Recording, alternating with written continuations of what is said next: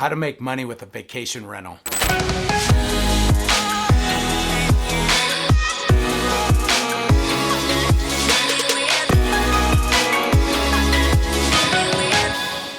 In this video, we're going to talk about how to buy the right home, how to decorate and furnish that home, also how to optimize or get the most out of the property, and finally, how to determine what rate to charge and marketing your property.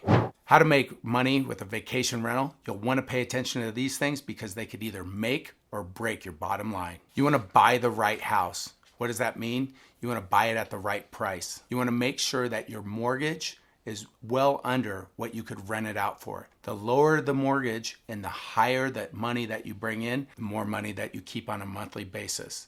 If those margins are too tight, this is something that you may not want to look at as a vacation rental. Maybe it's just better set as a rental in general. Buying the right home consists of a few things that we want to pay attention to. That's location. Location is key on vacation rentals. You want to be in the know and where everybody wants to go. Supply and demand is huge on vacation rentals.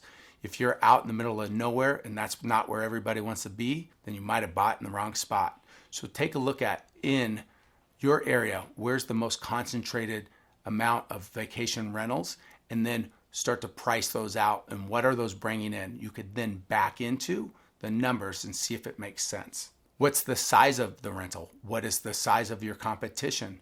Is it seasonal? Meaning, do people only visit there at certain times of the year?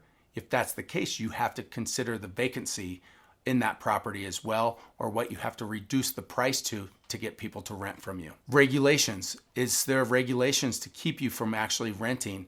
And if so, is it a certain length of time? Oftentimes, I see 30-day minimal rentals. This could actually hinder you from making the profits that you want.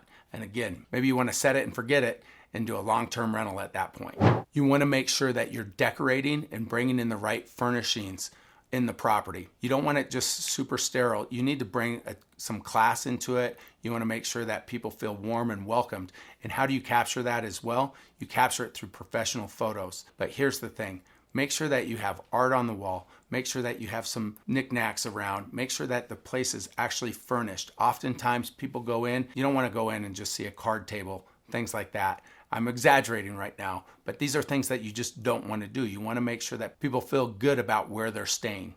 You want to make sure that you decorate the house correctly. You want to make sure that you have furnishings there too, or that it's furnished correctly. You want cleaning supplies there. You want to make sure that the simple things like toilet paper is there, Kleenexes.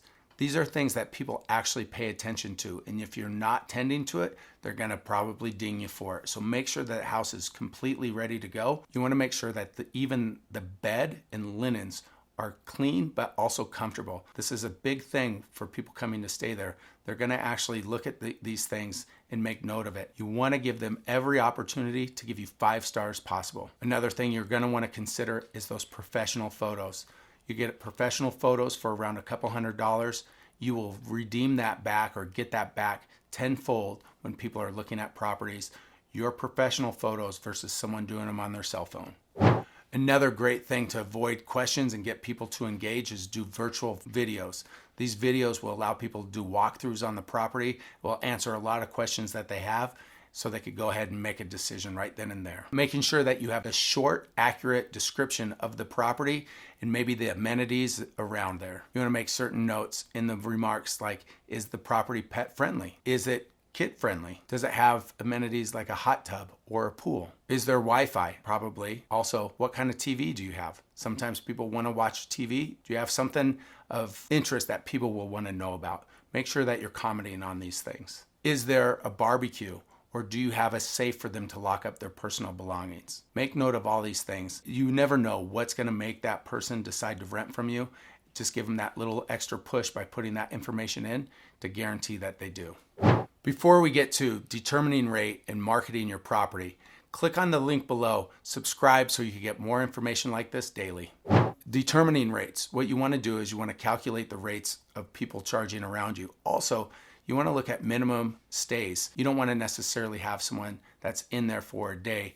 I often just do a 3-day minimum. Now, we've talked about Airbnb, HomeAway, and VRBO. These are the 3 main listings. but you could also build your own site. You could do SEO. You could also use social media such as Instagram and Facebook to get your property out there or properties out there.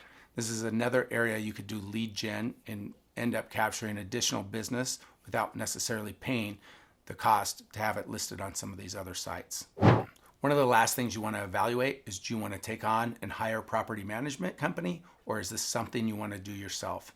I personally manage them myself, but I like to keep my margins. I like to keep my profit. So you may want to do that too, but you also may want to set it and forget it and let someone else deal with that. Totally up to you. I do recommend everybody do it for at least a short period of time.